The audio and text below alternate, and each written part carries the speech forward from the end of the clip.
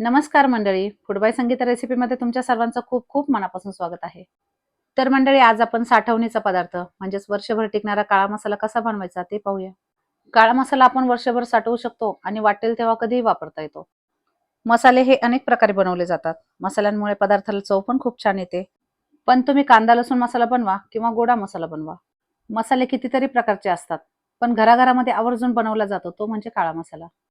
प्रत्येक भाजीची चव तर वाढवतोच, त्याचबरोबर तुम्ही जर नॉनव्हेज खात असाल तर तुमच्यासाठी हा मसाला खूप खास आहे. आणि हा मसाला वापरून तुम्ही एकदा नॉनव्हेज बनवून तर बघा, तुम्हाला कुठलाही चिकन मसाला, मटण मसाला घ्यायची गरजच पडणार नाही. हा काळा मसाला तुम्ही चिकन, मटण, बोंबील किंवा अंडी त्याचबरोबर कुठलेही नॉनव्हेज बनवत असाल तर त्यासाठी तुम्ही वापरू शकता.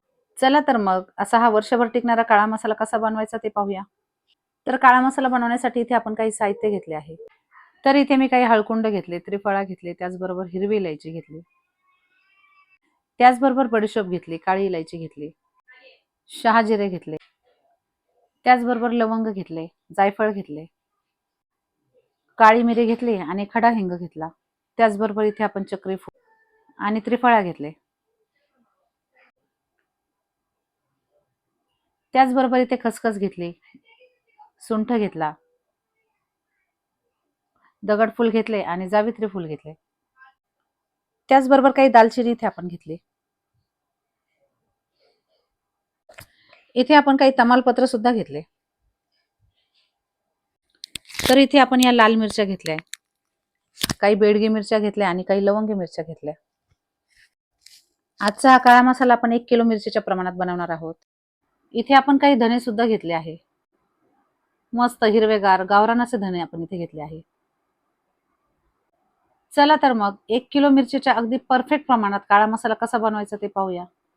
तर इथे आपण सर्वात आधी कोरडे मसाले भाजून घ्यायचे. यासाठी काय करायचं, सुरुवातीलाच एक मोठी कढई घ्यायची. आता कढईमध्ये आपण बडीशोप घातली.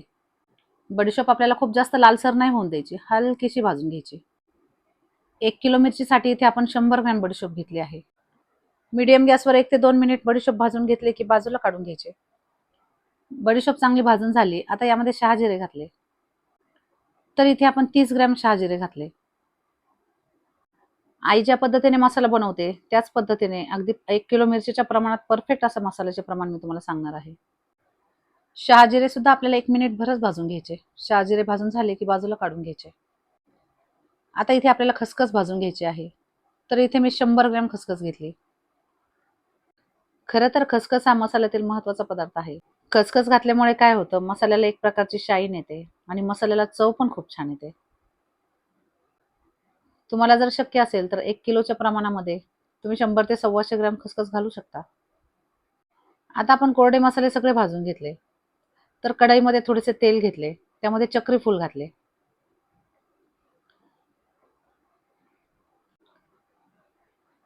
चक्री फूल याला स्टार फूल असेही म्हणतात. चक्री फूल सुद्धा आपल्याला हलकेसे तळून घ्यायचे. 30 ग्रॅम चक्री फूल इथे आपण घेतले आहे. चक्री फूल तळून झाले की बाजूला काढून घ्यायचे. आता यामध्ये मिरे घालायचे आणि मिरे सुद्धा हलकेसे तळून घ्यायचे. इथे आपण 50 ग्रॅम मिरे घेतले. 1 ते 2 मिनिट अगदी कमी तेलामध्ये मिरे तळून घ्यायचे आणि लगेच काढून घ्यायचे. काळी मिरी हलकीशी तळून झाली की यामध्ये लवंग घालायचे. लवंग सुद्धा अशाच पद्धतीने हलक्याशा तळून घ्यायच्या. यामध्ये अगदी थोडे तेल घालायचे. 50 ग्रॅम लवंग इथे आपण घेतले आहे. लवंग हलक्याशा फुलल्या की लगेच काढून घ्यायच्या.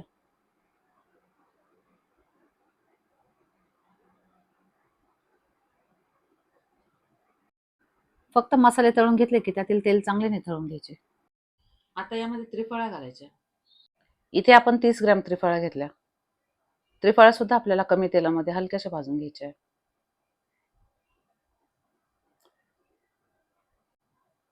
त्रिफळा काढून घेतल्या की यामध्ये नाकेश्वर घालायचे. 30 ग्रॅम नाकेश्वर इथे आपण घेतले आहे. हे सर्व पदार्थ असेच कमी तेलामध्ये हलकेसे भाजून घ्यायचे. आता नाकेश्वर काढून घ्यायचे आणि यामध्ये कपूर चिनी घालायची.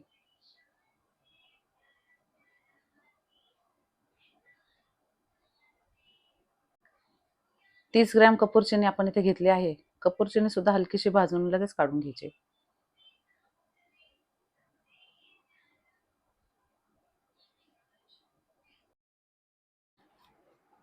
आता यामध्ये हिरवी इलायची घालायची. इलायची सुद्धा आपण इथे 30 ग्रॅम घेतली आहे. मस्त फुलेपर्यंत इलायची तळून घ्यायची.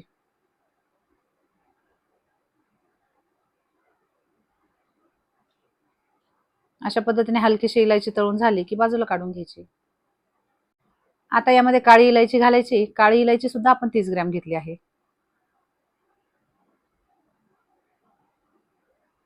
1 ते 2 मिनिट ही इलायची चांगली तळून घ्यायची आणि बाजूला काढून घ्यायची. सगळे मसाले आपल्याला याच पद्धतीने अगदी कमी तेलात हलकेसे तळून घ्यायचे. आता यामध्ये जावित्री घातली. 30 ग्रॅम जावित्री घातली आणि मस्त हलकीशी तळून घेतली.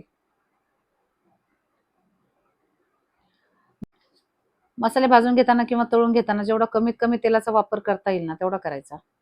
जास्त तेलाचा वापर केल्यामुळे काय होतं, मसाले जास्त बारीक होत नाही. जावित्री भाजून झाली की ती सुद्धा बाजूला काढून घ्यायची. आता यामध्ये हलकेसे तेल घालून दगडफूल घालायचे. दगडफूल वजनाला खूप हलके असतात. त्यामुळे भरपूर दगडफूल आपल्याला यामध्ये दिसतात. सादळल्यासारखे असतात, त्यामुळे 3 ते 4 मिनिट दगडफूल चांगले भाजून घ्यायचे. दगडफूल भाजून घेताना जास्त तेलाचा वापर नाही करायचा. कढईमध्ये तेल नसले तरी दगडफूल अगदी सहज भाजले जाते. दगडफूल काढून घेतले की यामध्ये हलकेसे तेल घालायचे आणि खडा हिंग घालायचा. खडा हिंग इथे मी 30 ग्रॅम घातलाय. 30 ग्रॅम खडा हिंग फोडून घेतल्यानंतर यामध्ये घातला. खडा हिंग आपल्याला तेलामध्ये चांगला फुलवून घ्यायचा आहे. अशा पद्धतीने मस्त असा खडा हिंग तळून घ्यायचा आणि बाजूला काढून घ्यायचा. आता यामध्ये दालचिनी घालायची. तर इथे आपण 50 ग्रॅम दालचिनी घेतली आहे. दालचिनीचे मोठे मोठे तुकडे होते, त्यामुळे छोटे छोटे तुकडे करून यामध्ये दालचिनी तळून घ्यायची.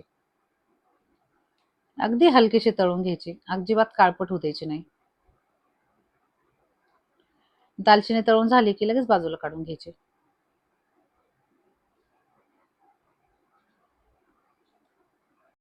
फक्त 1 ते 2 मिनिटच दालचिनी तळून घ्यायची. आता यामध्ये हळकुंड घालायचे.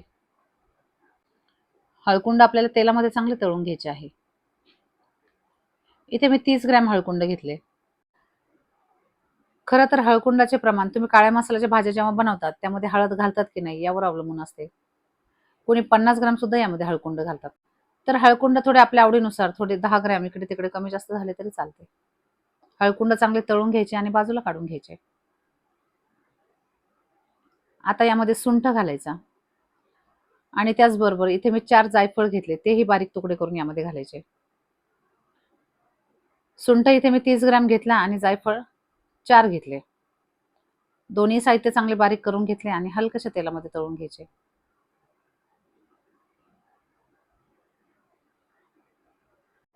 आता इथे आपले सगळे साहित्य तळून झाले आहे, पण मी जिरे विसरले होते.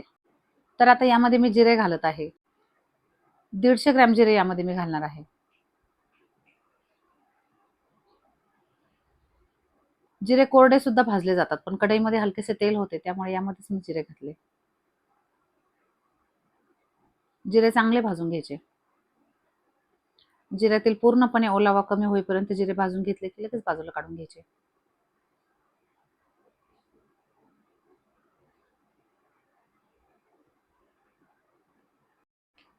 जिरे काढून घेतले की कढईमध्ये थोडे तेल घालायचे आणि तेल गरम झाले की यामध्ये तमालपत्र घालायचे. 1 किलो मिरचीसाठी इथे मी 40 ग्रॅम तमालपत्र घेतले आहे.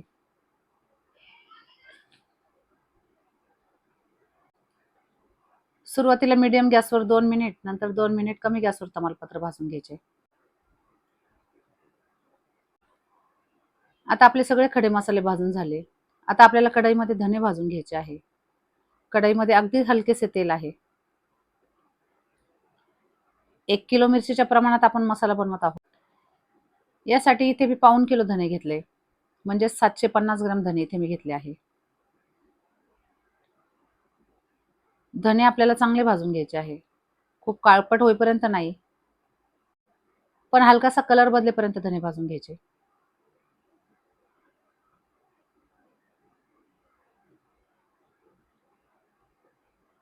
हातामध्ये 2 झारे घेऊन अशा पद्धतीने धने चांगले भाजून घ्यायचे. आता धने भाजून घेतले की बाजूला काढून घ्यायचे. तुम्ही पाहिलेच असेल कढईमध्ये अगदी 1 ते 2 चमचेच तेल आहे. आता यामध्ये आपल्याला मिरच्या भाजून घ्यायच्या आहे. हातामध्ये 2 झारे घ्यायचे आणि मस्त मिरच्या खालीवर करून घ्यायच्या. सुरुवातीला मोठा गॅस करायचा, नंतर कमी गॅसवर 3 ते 4 मिनिट मिरच्या चांगल्या भाजून घ्यायच्या. मार्केटमधून मिरच्या आणल्या, त्याची देठं काढून घेतली. त्याचबरोबर त्यात काही कचरा असतो तोही काढून घेतला. 2 ते 3 दिवस कडक उन्हामध्ये मिरच्या मस्त वाळवून घेतल्या. आता 4 ते 5 मिनिट इथे मी कढईमध्ये मिरच्या चांगल्या भाजून घेतल्या. तर 2 ते 3 बॅचमध्ये आपण सगळ्या मिरच्या भाजून घेतल्या. इथे आपण धने भाजून घेतले. त्याचबरोबर काही मसाले आपण कोरडे भाजून घेतले. त्याचबरोबर काही मसाले आपण तळून घेतले. इथे आपण तमालपत्र सुद्धा भाजून घेतले. आता काय करायचं, हे सगळे मसाले चांगले थंड करून घ्यायचे. त्यानंतर एखाद्या डब्यामध्ये सगळे मसाले, धने सगळे भरून घ्यायचे आणि गिरणीमधून दळून आणायचे.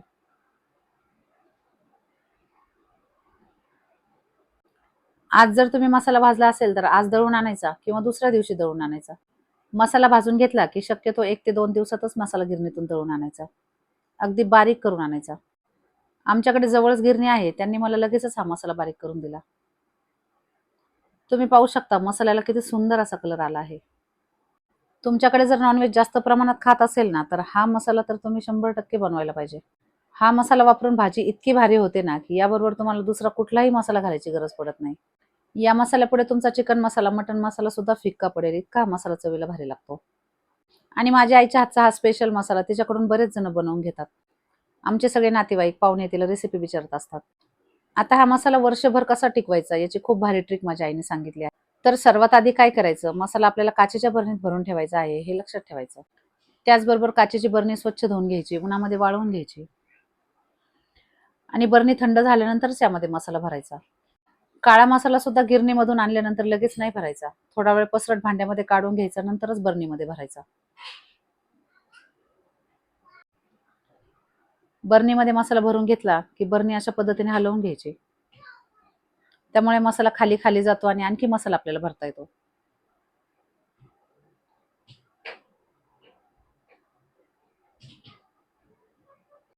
आता बरणी भरून झाली की हलकीशी बरणी हलवून घ्यायची आणि हाताने थोडा थोडा मसाल्याला दाब द्यायचा. अगदी अलगद, खूप जास्त दाब नाही द्यायचा. आता तुमचा मसाला वर्ष ते 2 वर्ष अगदी संपेपर्यंत टिकावा यासाठी काय करायचं, इथे मी कोरडं मीठ घेतलं आहे. अशा पद्धतीने पूर्ण मसाला बरणीमध्ये भरून घ्यायचा, हलकासा दाब द्यायचा आणि त्यावर अशा पद्धतीने मीठ घालायचे. मीठ घालताना सुद्धा एक काळजी घ्यायची, मीठ जर तुम्हाला हलकेसे ओलसर वाटले तर मीठ हे थोडे भाजून घ्यायचे, नंतर यामध्ये घालायचे. आता तुम्ही म्हणाल की एवढं मीठ घातल्यावर मसाला खारट होईल, पण असं काही नाही. ज्यावेळेला या बरणीतील मसाला तुम्हाला वापरायचा असेल त्यावेळेला वरचेवर मीठ काढून घ्यायचे आणि जे थोडेफार मीठ काळ्या मसाल्यामध्ये राहते ते मिक्स करून टाकायचे. आता या बरणीला तुम्ही 2 वर्ष जरी हात नाही लावला तरी असाच्या असा मसाला तुमचा राहील. अजिबात कीड लागणार नाही, जाळ पडणार नाही. फक्त झाकण पक्के लावायचे. मसाल्यातील सुगंध सुद्धा कमी होणार नाही. त्याचबरोबर तुम्हाला रोजच्या वापरासाठी जेवढा मसाला पाहिजे असतो तो एका छोट्या बरणीमध्ये काढून घ्यायचा. तर मंडळी, तुम्हाला हा आईच्या पद्धतीने बनवलेला घरगुती पद्धतीचा काळा मसाला कसा वाटला हे मला कमेंट करून नक्की सांगा. एकदा हा काळा मसाला तुम्ही माझ्या आईच्या पद्धतीने नक्की बनवा. तुम्हाला सर्वांना हा मसाला नक्कीच आवडेल.